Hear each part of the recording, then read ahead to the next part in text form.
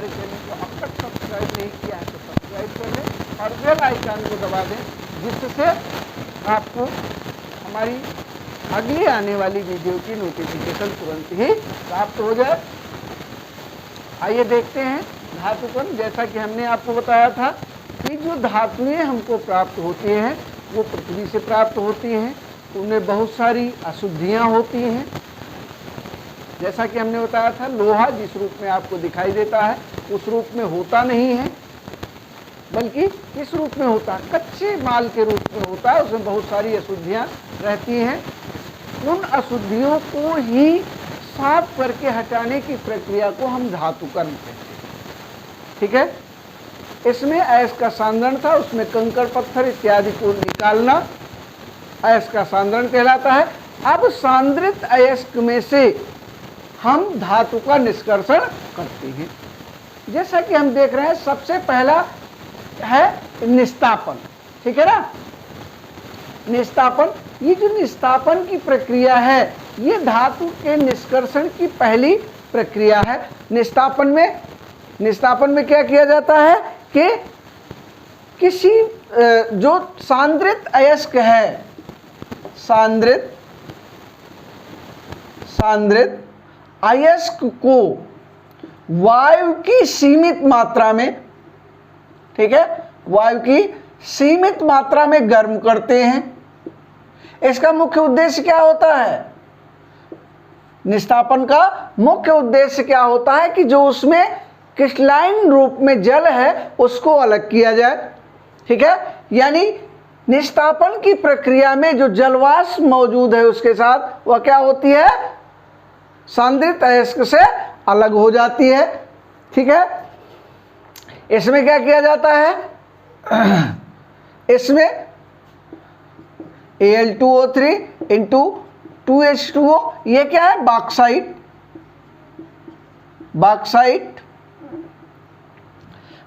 को क्या करते हैं? गर्म करते हैं, तो इसमें एल्यूमिना शेष बचता है और जितना भी जल वाष्प है वह जल जो है वो वाष्प के रूप में बाहर निकल जाता है। अच्छा, इस विधि में कार्बोनेट अयस्क जो प्रगलन है, सॉरी निस्तापन है, इसमें क्या किया जाता है? ऑक्साइड अयस्क, मुख्य रूप से किसका? ऑक्साइड अयस्क।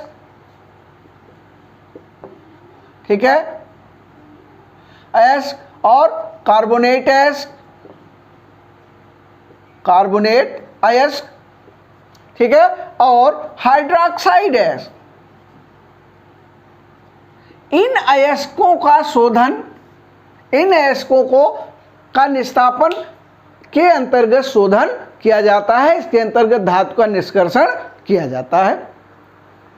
ठीक है, तो ये हो गया। इसके बाद फिर क्या बचता है? लिमोनाइट Fe2O3 इंटू 3H2, इसको भी गर्म किया जाता है। ठीक है, तो Fe2O3 बचता है और प्लस 3H2O जो है वो जलवाष्प के रूप में बाहर निकल जाता है। ये हो गया। ये क्या है? ये लिमोनाइट है। लिमोनाइट किसका अयस्क है? ये पिछले वीडियो में हमने बताया था, आपने ध्यान दिया हो, ये आयरन का अयस्क है। कौन सा अयस्क? ऑक्साइड अयस्क है। इसके बाद फिर चूने का पत्थर, कैल्शियम कार्बोनेट को गर्म किया जाता है तो इससे कार्बन डाइऑक्साइड जो है वो बाहर निकल जाती है और कैल्शियम ऑक्साइड या कली चूना शेष बचता है। ठीक है, तो इस विधि में क्या करते हैं हम? जो जितना भी जलवाष्प है निस्तापन की विधि में उसको हम सांद्रित अयस्क से अलग करते हैं। दूसरी प्रक्रिया आ जाती है भर्जन। ठीक है,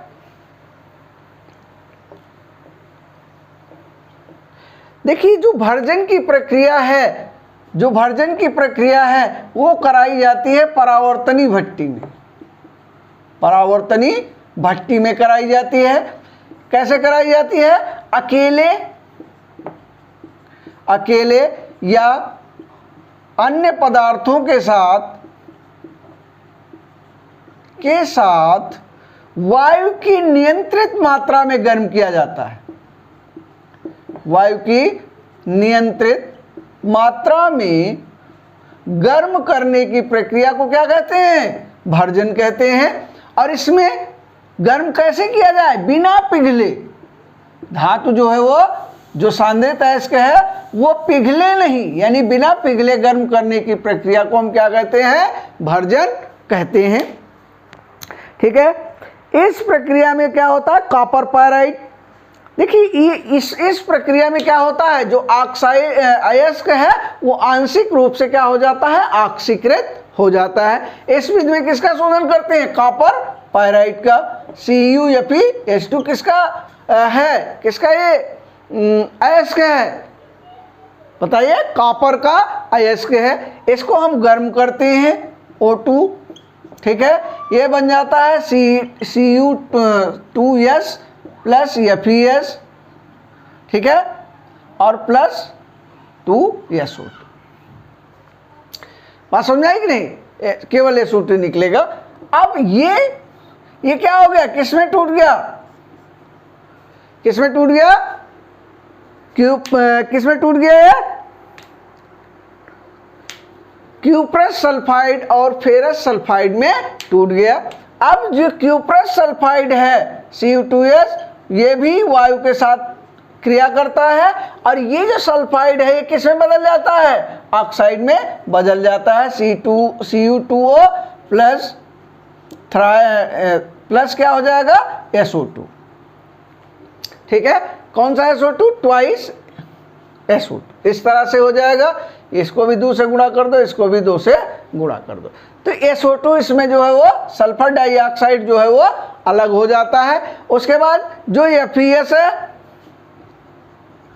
फेरस सल्फाइड है, वो भी इसी के साथ क्रिया करता है, और ये भी फेरस ऑक्साइड में कन्वर्ट हो जाता है, और ये भी बाहर SO2 गैस बाहर निकल जाती है। तो इसमें जो सल्फाइड है उसका क्या होता है, आंशिक रूप से ऑक्सीकरण हो जाता है, किसका, सांद्रित अयस्क का आंशिक रूप से जो है वो ऑक्सीकरण हो जाता है। ठीक है, इसके अतिरिक्त जो सल्फर की और आर्सेनिक की अशुद्धियां हैं वो भी बाहर निकल जाती हैं। सल्फर की अशुद्धियां, सल्फर ऑक्सीजन से क्रिया करती है तो SO2 बनाती है, ये भी अलग हो जाता है।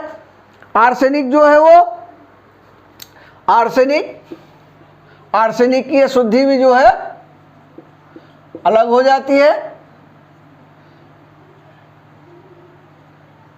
ठीक है, तो आर्सेनिक ऑक्साइड के रूप में जो है ये अयस्क से बाहर निकल जाती है।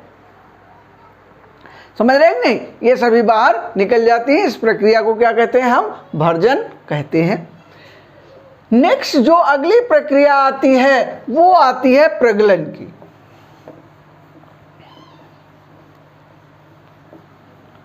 अगली प्रक्रिया है प्रगलन की।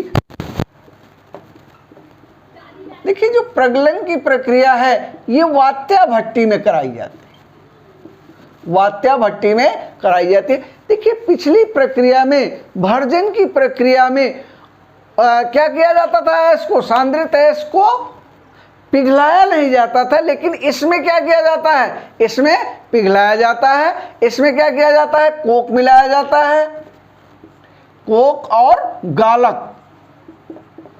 ठीक है, कोक और गालक मिलाकर उच्च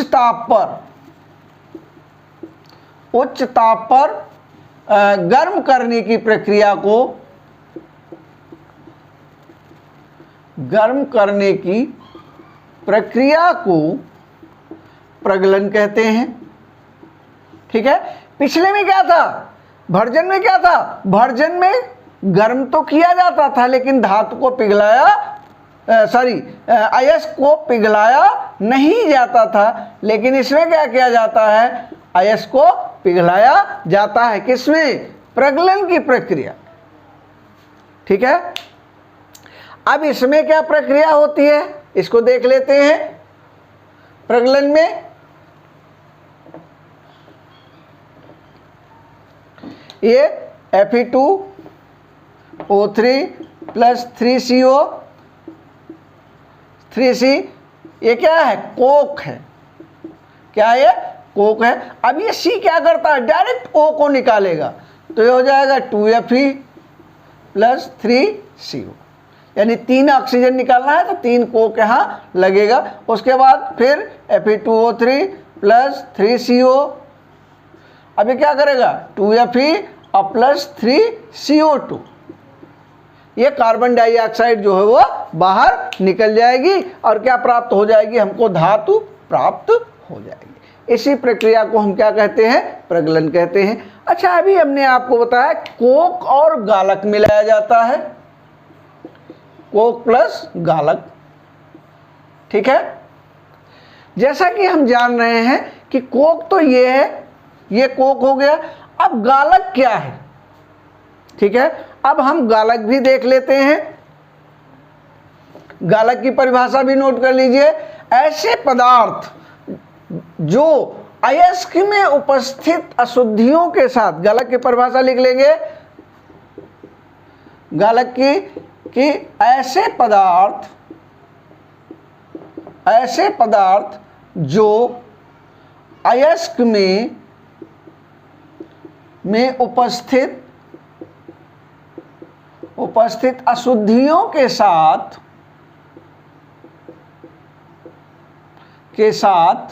उच्च ताप पर क्रिया करके सरलता से गलाकर अलग होने वाले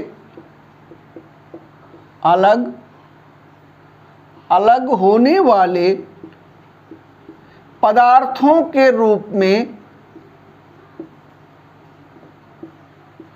में दूर करते, ठीक है। ये परिभाषा इसकी है कि ऐसे पदार्थ जो अयस्क में उपस्थित अशुद्धियों के साथ उच्च ताप पर क्रिया करते हैं और उनको सरलता से गला करके अलग कर देते हैं, उन पदार्थों को हम क्या कहते हैं, गालक कहते हैं, ठीक है। प्रकृति के आधार पर, अशुद्धियों की प्रकृति के आधार पर गालक 2 प्रकार के होते हैं। नंबर 1 अम्लीय गालक, नंबर 2 क्षारीय गालक, ठीक है। अब अम्लीय गालक कौन से हैं, अम्लीय गालक कौन से हैं, अम्लीय गालक जब अशुद्धि कैसी हो, अशुद्धियां क्षारीय हो, ठीक है। अशुद्धियां क्षारीय हो तो गालक कौन सा है, अम्लीय गालक का हम उपयोग करते हैं, ठीक है। अम्लीय गालक क्या है, SiO2, और क्षारीय अशुद्धियां क्या है, क्षारीय अशुद्धियां हैं FeO। तो ये हो गया अम्लीय गालक। हो गई क्या, क्षारीय अशुद्धि प्लस FeO, क्षारीय अशुद्धि, ठीक है। ये हो गया। अब ये हो गया FeSiO3, आयरन सिलिकेट, इसको हम धातुमल भी कहते हैं। क्या कहते हैं, धातुमल भी कहते हैं, ठीक है। इसी तरह से SiO2 प्लस CaO, ये क्या है, ये भी क्षारीय शुद्धि है। क्या बनाएगा, CaSiO3, कैल्शियम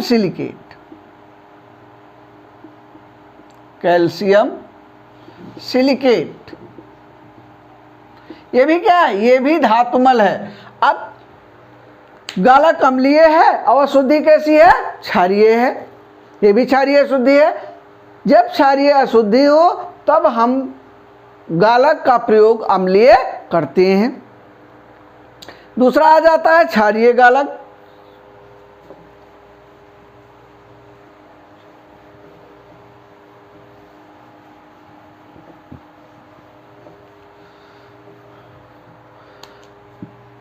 दूसरा आ जाता है क्षारीय गालक।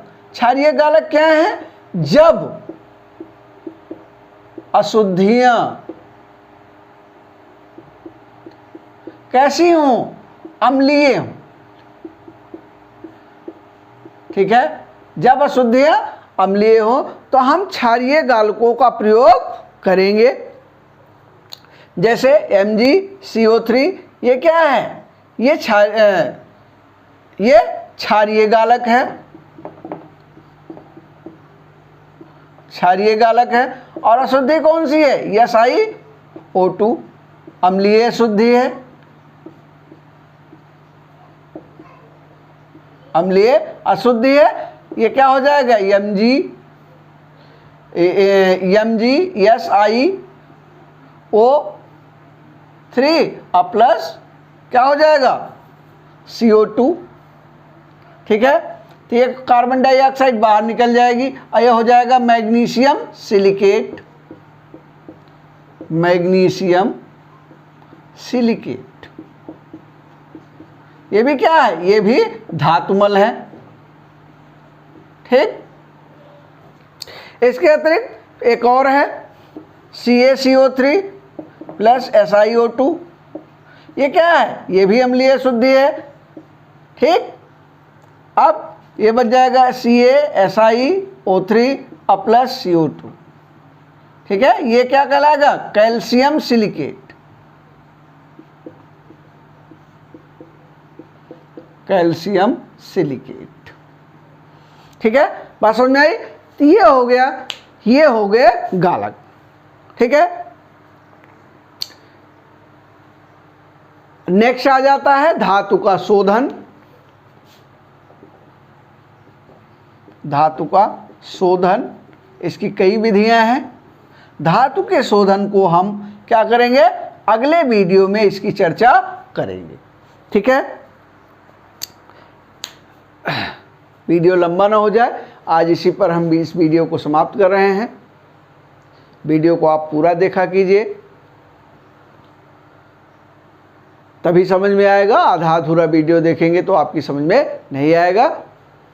आज इस वीडियो को हम यहीं समाप्त कर रहे हैं। आप लोगों का बहुत बहुत धन्यवाद।